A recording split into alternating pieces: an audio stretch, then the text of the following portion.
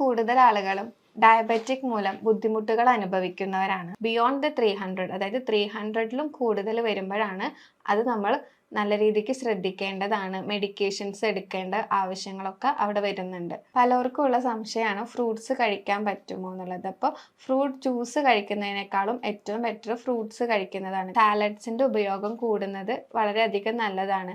അതിൽ ഒരുപാട് fibre കണ്ടന്റും anti oxidants ഒക്കെ ഉണ്ട്. ഈ ഡയബറ്റിക് പൂർണ്ണമായിട്ട് മാറ്റിയെടുക്കുക അല്ലെങ്കിൽ ഡയബറ്റിക് ഇല്ലാതാക്കുക എന്ന് പറയുമ്പോൾ നമ്മൾ ഈ ബ്ലഡ് വെസൽസിലുള്ള അല്ലെങ്കിൽ ബ്ലഡിനകത്തുള്ള ഗ്ലൂക്കോസിന്റെ അളവ് കുറച്ച് കൊണ്ടുവരികയാണ് വേണ്ടത്.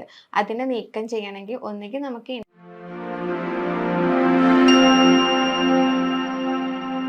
നമസ്കാരം, ഞാൻ ഡോക്ടർ അക്ഷര, ഭൂമി വെൽനസ് ക്ലിനിക്കിലെ ആയുർവേദ കൺസൾട്ടന്റ് ആണ്.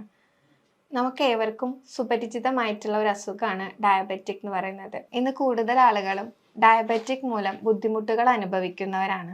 എന്താണ് ഇതിന്റെ കാരണങ്ങൾ, എന്താണ് ഡയബറ്റിക്, അതുപോലെ തന്നെ എങ്ങനെയാണ് നമുക്ക് ഡയബറ്റിക് കൺട്രോളിൽ വരുത്താം എന്നുള്ള കാര്യങ്ങളൊക്കെ ഇന്ന് നമുക്ക് നോക്കാം.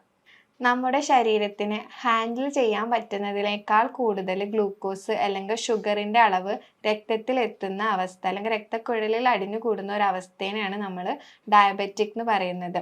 ഇനി ഷുഗർ ലെവലിന്റെ റീഡിങ് നോക്കുകയാണെങ്കിൽ 100 to 200 mg/dl വരെയുള്ളത് നമുക്ക് നോർമലായിട്ട് കണക്കാക്കാം. ബിയോണ്ട് ദ 300, അതായത് 300ലും കൂടുതൽ വരുമ്പോഴാണ് അത് നമ്മൾ നല്ല രീതിക്ക് ശ്രദ്ധിക്കേണ്ടതാണ്. മെഡിക്കേഷൻസ് എടുക്കേണ്ട ആവശ്യങ്ങളൊക്കെ അവിടെ വരുന്നുണ്ട്. നമ്മൾ എപ്പോഴും പറയുന്നത് ബ്ലഡിൽ ഷുഗറിന്റെ ലെവൽ കൂടുമ്പോൾ എന്തുണ്ടാവും, ഡയബറ്റിക് ഉണ്ടാകും എന്നാണ്. പക്ഷെ ഇതിന്റെ മെയിൻ റൂട്ട് കോസ് എന്ന് പറയുന്നത് രക്തക്കുഴലുകളിൽ അല്ലെങ്കിൽ ആർട്ടറീസിൽ ബ്ലഡ് ഷുഗറിന്റെ കണ്ടന്റ് കൂടുന്നത് കൊണ്ട് മാത്രമല്ല, അത് ഇൻസുലിൻ റെസിസ്റ്റൻസ് അല്ലെങ്കിൽ ഇൻസുലിൻ ഡെഫിഷ്യൻസി ആണ് അവിടെ അതിന്റെ മെയിൻ റൂട്ട് കോസ് ആയിട്ട് നമ്മൾ കാണുന്നത്. ഇത് രണ്ടുമാണ് നമ്മൾ എപ്പോഴും അവിടെ കറക്റ്റ് ചെയ്യാനും ശ്രമിക്കേണ്ടത്. നോർമലായിട്ട് നമ്മൾ കഴിക്കുന്ന ഭക്ഷണം എന്താവും, ഗ്ലൂക്കോസ് ആയിട്ട് കൺവേർട്ട് ആവും. ഈ കൺവേർട്ട് ആയിട്ടുള്ള ഗ്ലൂക്കോസ് ഡയറക്റ്റ് ആയിട്ട് എന്ത് ചെയ്യും, നമ്മുടെ സെല്ലിൽ എത്തും with the help of insulin. പക്ഷെ നമ്മൾ അമിതമായിട്ട് ഭക്ഷണം കഴിക്കുക അല്ലെങ്കിൽ കാർബോഹൈഡ്രേറ്റ് കൂടുതലുള്ള രീതിക്കുള്ള ഭക്ഷണങ്ങൾ കഴിക്കുമ്പോൾ എന്തുണ്ടാവും, ഗ്ലൂക്കോസിന്റെ അളവും കൂടും. ഈ ഗ്ലൂക്കോസിന്റെ അളവും ബ്ലഡിൽ കൂടുകയും ചെയ്യും. അതോടൊപ്പം തന്നെ പാൻക്രിയാസിൽ നിന്നാണ് ഇൻസുലിൻ പ്രൊഡ്യൂസ് ചെയ്യുന്നത്. അപ്പോൾ ഈ ഇൻസുലിൻ്റെ പ്രൊഡക്ഷനും അവിടെ കൂടും. അറ്റ് ദ സെയിം ടൈം സെൽസിന് ഒരു പരിധി വരെ നമുക്ക് എന്തുണ്ടാവുള്ളൂ, ഈ ഗ്ലൂക്കോസിനെ എടുക്കാൻ പറ്റത്തുള്ളൂ.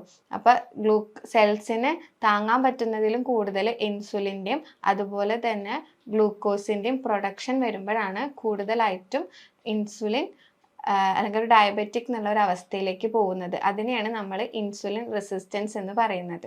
ഇപ്പോൾ ഡയബറ്റിക്കിൻ്റെ ഒരു മെയിൻ റൂട്ട് കോസ് ആണ് ഇൻസുലിൻ റെസിസ്റ്റൻസ്. അതാണ് ഇപ്പോൾ നമ്മൾ പറഞ്ഞു കഴിഞ്ഞത്. രണ്ടാമത്തെ കോസ് എന്ന് പറഞ്ഞിട്ടുണ്ടെങ്കിൽ ഇൻസുലിൻ ഡെഫിഷ്യൻസിയാണ്, അതായത് ഇൻസുലിൻ്റെ പ്രൊഡക്ഷൻ ഇല്ലാത്തൊരവസ്ഥ. അപ്പോൾ എന്തുണ്ടാവും, ഈ ഇൻസുലിൻ്റെ ഹെൽപ്പ് ഇല്ലാണ്ട് നമുക്ക് ഗ്ലൂക്കോസിനെ സെൽസിൽ എത്തിക്കാൻ പറ്റില്ല. അപ്പോൾ സെൽസിലേക്ക് എനർജി വേണ്ടത്ര രീതിക്ക് എത്തില്ല. അപ്പോൾ ഒരു റൂട്ട് കോസ് എന്ന് പറയുന്നത് ഇൻസുലിൻ്റെ ഡെഫിഷ്യൻസിയാണ്. ഇനി നമ്മൾ 2 തരത്തിലാണ് ഡയബറ്റിക് പറയുന്നത്. ഡയബറ്റിക് ടൈപ്പ് 1 ഉണ്ട്, ടൈപ്പ് 2 ഉണ്ട്.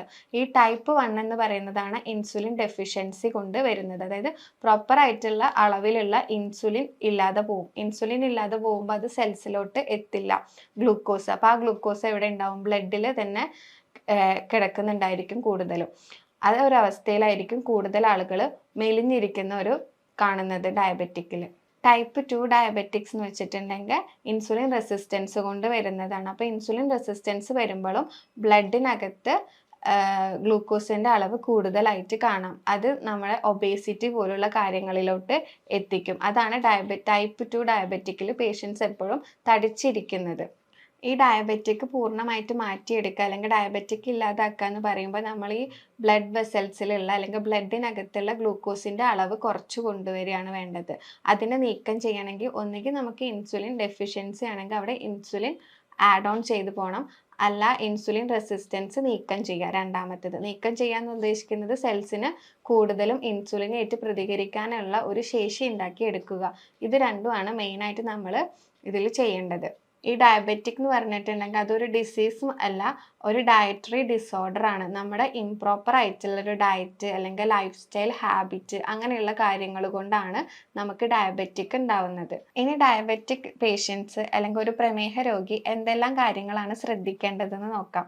അതായത് എന്ത് ഡയറ്റാണ് അവർ ഫോളോ ചെയ്യേണ്ടതെന്ന്. അപ്പോൾ കൂടുതലായിട്ടും ലീഫി വെജിറ്റബിൾസ് അടങ്ങിയ ഭക്ഷണങ്ങൾ കഴിക്കാം. അതിൽ എന്തുണ്ടായിരിക്കും, കലോറി കുറവായിരിക്കും, അതുപോലെ ഫൈബർ കണ്ടന്റ് ഒക്കെ കൂടുതലായിരിക്കും. അപ്പം അത് കഴിക്കുന്നത് വളരെയധികം നല്ലതാണ്.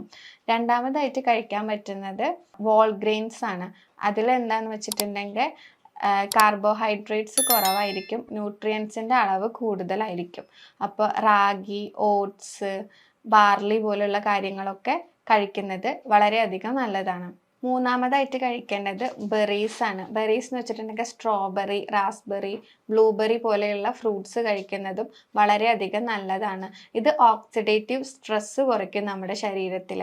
അതും ഡയബറ്റിക്കിനെ കൺട്രോൾ ചെയ്യാനും ഹോർമോൺ ബാലൻസിനൊക്കെ വളരെയധികം നല്ലതാണ്.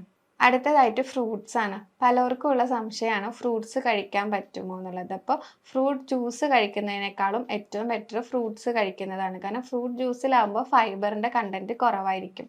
ഫ്രൂട്ട്സിൽ തന്നെ ഏറ്റവും കൂടുതൽ പ്രിഫർ ചെയ്യേണ്ടത് സിട്രസ് അടങ്ങിയിട്ടുള്ള ഫ്രൂട്ട്സ്, നാരങ്ങ പോലുള്ള സംഭവങ്ങളൊക്കെയാണ് കഴിക്കുന്നത് നല്ലതായിരിക്കും.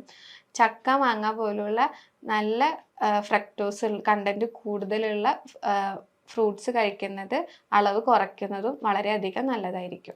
അതുപോലെ തന്നെ കാർബോഹൈഡ്രേറ്റ് കുറവുള്ളതും പ്രോട്ടീൻ കൂടുതലുള്ളതും ഫാറ്റ് കൂടുതലുള്ളതുമായിട്ടുള്ള ഭക്ഷണങ്ങൾ, ഫാറ്റ് എന്ന് വെച്ചിട്ടുണ്ടെങ്കിൽ നല്ല കൊളസ്ട്രോൾ ഉണ്ടാകുന്ന രീതിക്കുള്ള ഭക്ഷണങ്ങൾ ആഡ് ചെയ്യുന്നതും നല്ലതാണ്. അതായത് ഈ നട്ട്സിലൊക്കെ ഈ പറഞ്ഞ ഒരു കാറ്റഗറിയിൽ വരുന്നതാണ്. പീനട്ട്, നിലക്കടല, ആൽമണ്ട്, അതുപോലെ പംകിൻ്റെ സീഡ്, മത്തക്കുരു, അങ്ങനെയുള്ള സംഭവങ്ങൾ നമുക്ക് സ്നാക്സ് ആയിട്ട് കഴിക്കാം. അത് കഴിക്കുമ്പോഴും അമിതമായ അളവിൽ കഴിക്കാൻ പാടില്ല. നമ്മുടെ ഉള്ളം കൈയിൽ കൊള്ളുന്ന ഒരു പിടി അത് കഴിക്കുന്നതായിരിക്കും എപ്പോഴും ബെറ്റർ. അപ്പോൾ സ്നാക്സ് ഒക്കെ ആയിട്ട് എപ്പോഴും ഇതുപോലെയുള്ള നട്ട്സ് ചൂസ് ചെയ്യുന്നത് വളരെയധികം നല്ലതാണ്.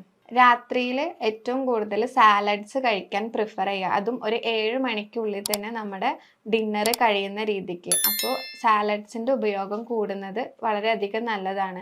അതിൽ ഒരുപാട് ഫൈബർ കണ്ടന്റും ആൻറ്റി ഓക്സിഡൻസ് ഒക്കെ ഉണ്ട്.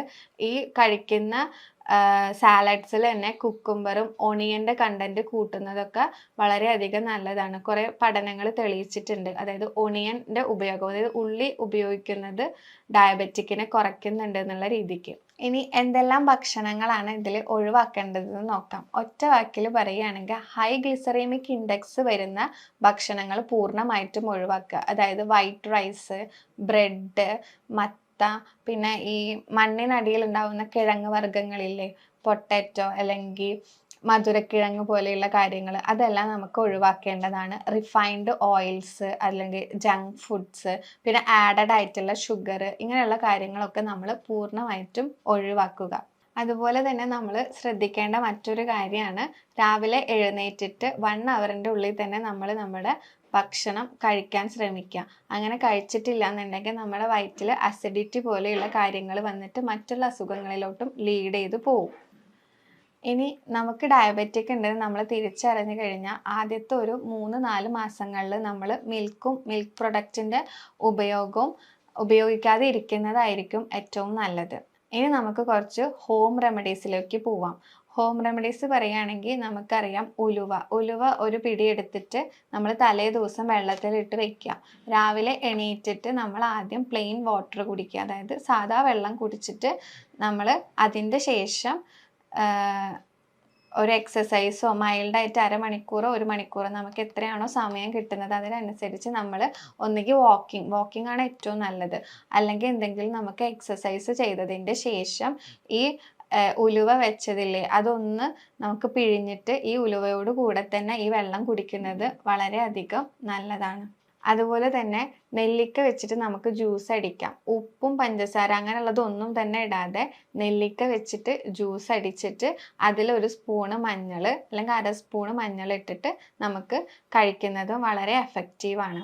ഒന്നുകിൽ ഇത് നമുക്ക് നൈറ്റിൽ കഴിക്കാം, അല്ലാന്നുണ്ടെങ്കിൽ മോർണിംഗിൽ കുടിക്കുന്നതും വളരെയധികം നല്ലതായിരിക്കും. അതുപോലെ തന്നെ തുളസി, ഇഞ്ചി, കറുകപ്പട്ടയൊക്കെ ഇട്ടിട്ട് നമുക്ക് ചെറിയതായിട്ട് ചായ ഉണ്ടാക്കുന്നത് പോലെ ഉണ്ടാക്കുക. അതായത് ചായപ്പൊടിക്ക് പകരം തുളസി, ഇഞ്ചി, കറുകപ്പട്ടയുടെ പൊടിയൊക്കെ ഇട്ടിട്ട് വെള്ളം തിളപ്പിച്ചിട്ട് അത് ഒരു ഗ്ലാസ് കുടിക്കുന്നതും വളരെയധികം നല്ലതായിരിക്കും. അതുപോലെ തന്നെ ഇളം ചൂടുള്ള വെള്ളത്തിൽ ചെറുനാരങ്ങ പിഴിഞ്ഞിട്ട് ചിയാ സീഡ്സ് ആഡ് ചെയ്തിട്ട് മോർണിംഗിൽ കഴിക്കുന്നതും വളരെയധികം നല്ലതാണ്. അതുപോലെ തന്നെ ധാരാളം യോഗ പോസ്ചറുകൾ അല്ലെങ്കിൽ യോഗാസനങ്ങളും ഉണ്ട്. നമുക്ക് മെഡിറ്റേഷൻസിലൂടെയൊക്കെ നമുക്ക് ഈ ഡയബറ്റിക് കൺട്രോൾ ചെയ്ത് കൊണ്ടുവരാൻ പറ്റും. ട്വിസ്റ്റിംഗ് പോസ്ചറുകൾ എല്ലാം തന്നെ ഇതിൽ വളരെയധികം സഹായിക്കും. അതായത് അർദ്ധ മത്സ്യാസനം, വക്രാസനം പോലുള്ള യോഗ പോസ്റ്റേഴ്സ് ചെയ്യുന്നതും വളരെയധികം എഫക്റ്റീവാണ്. ആയുർവേദത്തിൽ ഇതിനെ പ്രമേഹം അല്ലെങ്കിൽ മധുമേഹം പോലുള്ള കണ്ടീഷൻസ് ആയിട്ടാണ് നമ്മൾ പറയുന്നത്. അപ്പോൾ ഇത് പൂർണ്ണമായിട്ടും മാറ്റാൻ പറ്റില്ലെങ്കിലും നമുക്കൊരു പരിധി വരെ കൺട്രോളിൽ കൊണ്ടുവരാവുന്ന ഒരു ഡിസീസ് ആയിട്ടാണ് നമ്മൾ ആയുർവേദത്തിൽ ഇതിന് പറയുന്നത്. അതിന് വേണ്ടിയിട്ട് അതായത് ഈ ഡയബറ്റിക് കൺട്രോളിൽ വരുത്തുന്ന രീതിക്കുള്ള ധാരാളം മെഡിസിൻസും ട്രീറ്റ്മെൻറ്റും ആയുർവേദത്തിൽ അവൈലബിൾ ആണ്. ഈ പറഞ്ഞ കാര്യങ്ങളിൽ എന്തെങ്കിലും സംശയം ഉണ്ടെങ്കിൽ താഴെ കാണുന്ന നമ്പറിൽ നിങ്ങൾക്ക് കോൺടാക്റ്റ് ചെയ്യാവുന്നതാണ്. അടുത്തൊരു വീഡിയോ ആയിട്ട് വീണ്ടും കാണാം. Thank you.